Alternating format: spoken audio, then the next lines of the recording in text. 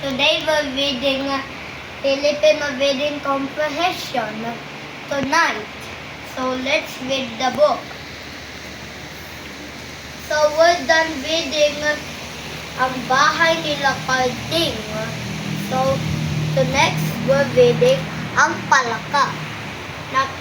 Nakakita ka na ba ng palaka? Apat ang paa nito.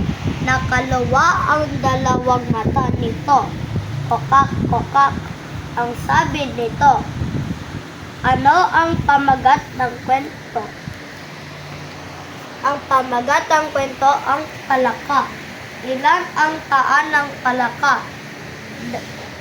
Ang paa ng palaka ay apat. Ilawawan ang kaniyang mga mata. Naluluwa ang mga mata. Ano ang tunog o uni ng palaka? Kokak, kokak. Okay, the next we're gonna read is the last one.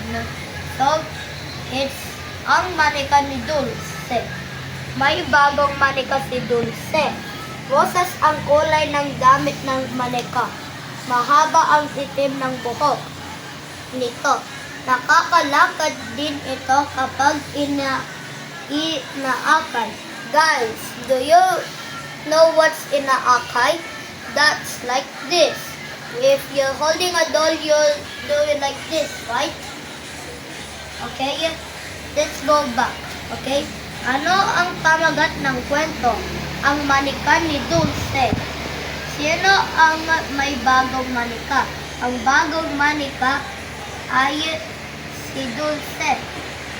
Ano ang kulay ng damit ng kaniyang manika? Ang kulay ng damit nito ay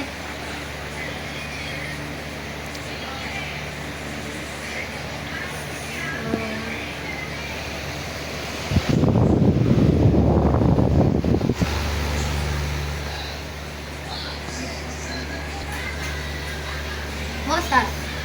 Okay, number 4, lawawan ang buhok nito. Itim ng buhok nito. Okay, number 5, nakakalakad ba ito? Yes. Paano? Pag inaakay. So guys, we're done Filipino Reading Comprehension. Subscribe to John Empire's channel and like and subscribe. Now I have 118 subscribers. Subscribe to my video. Bye-bye!